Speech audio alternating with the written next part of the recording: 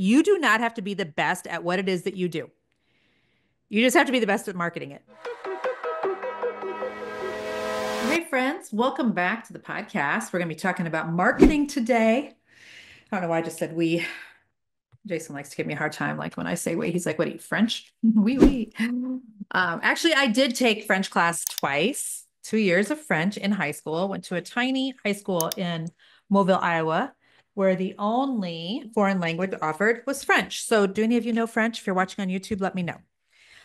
Because it's a beautiful language. I took 2 years of French, spent my 16th birthday in Quebec with the French club. And yeah, also got into some shenanigans in Quebec. I will save those stories for another time. But we are talking about marketing today. And I want to just drive in an idea to those of you who listen to the podcast on the regular that you do not have to be the best at what it is that you do. You just have to be the best at marketing it. You do not have to be the best in your industry. You just have to be the one that people know about, the one that gets seen. And I have a personal story like that goes with this, okay? Um, and the reason I want to talk about this just really quickly is this. I coach so many women who are holding themselves back because they don't feel like they are good enough or expert enough. They're not marketing their business at all because they feel like they need to be, further ahead than what they are, which is such a backwards, like it's a bass backwards in the words of Mr. Allwood. It's a back asswards thinking. It's like thinking you have to be fit before you go to the gym. It's like thinking you have to clean the house before, the person that cleans your house comes. Like it's backwards. Like you've got to start putting your business out there. You've got to start marketing your business before it's like this incredible big business that you're proud of. Like you've got to start at the very beginning because if people don't even know about you, like how is it going to grow, right? And so the reason that I wanted to chat about this is I was telling somebody a while back that I used to own a painting company in Kansas City. Before I was a business coach, I was a decorative painter. I got started decorative painting back in 1999, which right now sounds like the 1800s. I know it's just ridiculous that I'm this old. But in 1999, I went to like a painting class for some people that had a class in Kansas, and it was like a weekend event. And I learned how to do like crackle my walls and my kitchen cabinets. And I used to do it at some painting schools like once a year or something. So I actually started the Magic Brush, which was a painting company in Kansas City in the year 2000. And that was back when faux finishing was such a huge thing. I was so anti wallpaper and I was so like pro paint because I purchased my first home when I was 21 years old and I had, champagne taste on a Budweiser budget. I had to figure out how to make that cute little 3 bedroom, 2 bathroom, 1 car garage house with a mortgage of $369 a month that I could barely afford. I had to figure out how do I decorate that like a mansion when I can't afford to do anything. And so I learned how to DIY a lot in my early 20s. I learned, and a lot of it I did with paint. I learned, that paint can just dress up anything, a room, a piece of furniture, a wall, a picture frame, whatever. I also figured out like everything's paintable. I painted my kitchen cabinets with spray paint with this particular type of spray paint that was called Flexstone. Do any of you remember that? If you're watching me on YouTube right now, put a comment below. Who remembers Flexstone? You basically spray this spray can bottle and the paint comes out like feels like a stony texture. It's like they kind of put sand in or something. Well, I had this grandiose idea that the kitchen that was small in my first house, it had really ugly kitchen cabinets. And in my head, I'm like, well, let me just paint them with spray paint. And then when I'm in the spray paint aisle at the Westlake hardware store, I recall, I see that there's this type of paint called Flexstone. I'm like, well, let me try this. So I tried it on a pot first and I was like, easy breezy, mac and cheesy. Let me take home 5 or 6 cans and paint my kitchen cabinets. So 21 cans of spray paint later, I had gorgeous kitchen cabinets and a gorgeous backsplash. And I was obsessed with painting. Okay. So I took my first painting class officially in 1999, started the business officially in the year 2000. The company was called The Magic Brush, and I owned that in Kansas City until I shut it down in the year 2017. And at the end of that painting career, I had 8 women who were painting for me on any given day up on scaffolding in people's houses. We had gone, to the lake and painted for people and stayed at their lake house for free. Jason and I had flown to Belize to look at a painting project in Belize. We did 3 different episodes of Extreme Home Makeover, the ABC television show, with Ty Pennington and Move That Bus. We were selected for that 3 different times. I was in countless magazines. I was on television in Kansas City painting. I was a speaker at the home show. Chip and Joanna Gaines spoke. Then Jennifer Allwood painted, and then Chip and Joanna Gaines spoke again. I was like the Chip and Joe sandwich. And I mean, and everybody stayed and watched me, not because they wanted to see me paint, but because they love Chip and Joe. I was just staying for them, which was very humbling. But anyhow, I just want you to know my painting company did really good. It did really good. And I was able to stay home and raise our first three of our four kids, put them on the bus every morning, go to every single, field trip or party at school or whatever.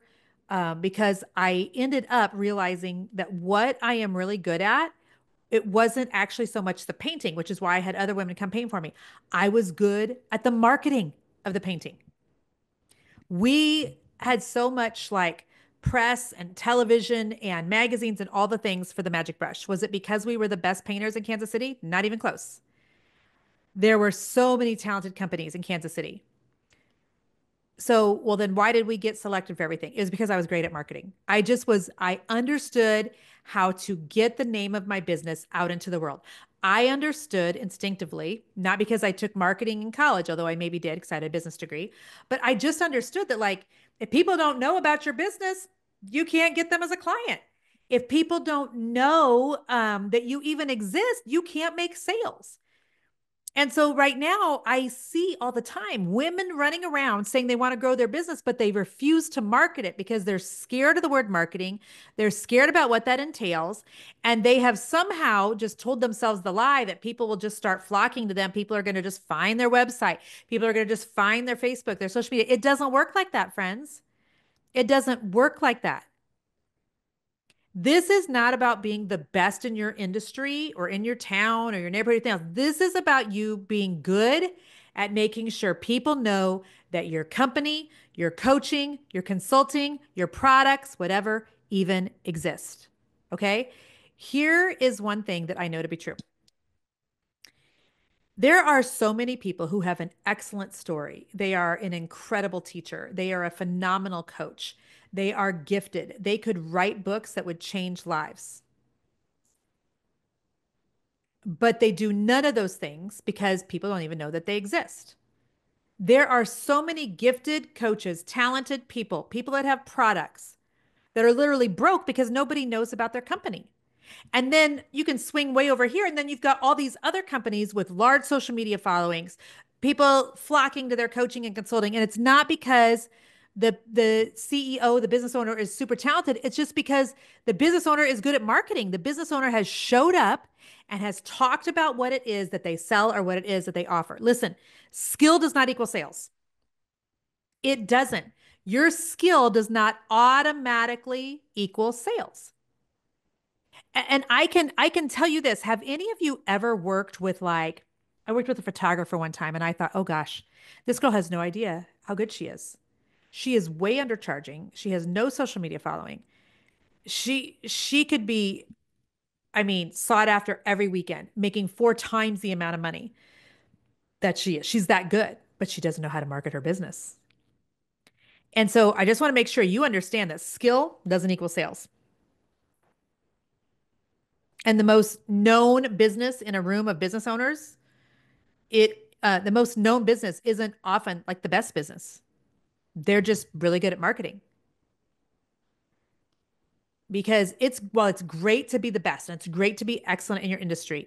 All that is worthy and godly and all of the things, but the opposite of that is like obscurity. Nobody knowing about you is an absolute business killer. And it pains me when I see women closing down their business, shutting down their consulting, stopping coaching, closing down their group, closing down their course, quitting blogging or whatever. It's not because they aren't amazing at what they do. It's because nobody knows about them because they haven't figured out how to market their business. And I think that there's this misconception sometimes that some women think that, like, marketing is gross. It's selling. Nope, marketing isn't selling. Marketing and selling are two totally different things. Marketing is understanding what it is that you do and who that it's for, and basically how that you can help people and not being afraid to tell people that you exist. That is marketing. It's just communication, friends. It's just communication.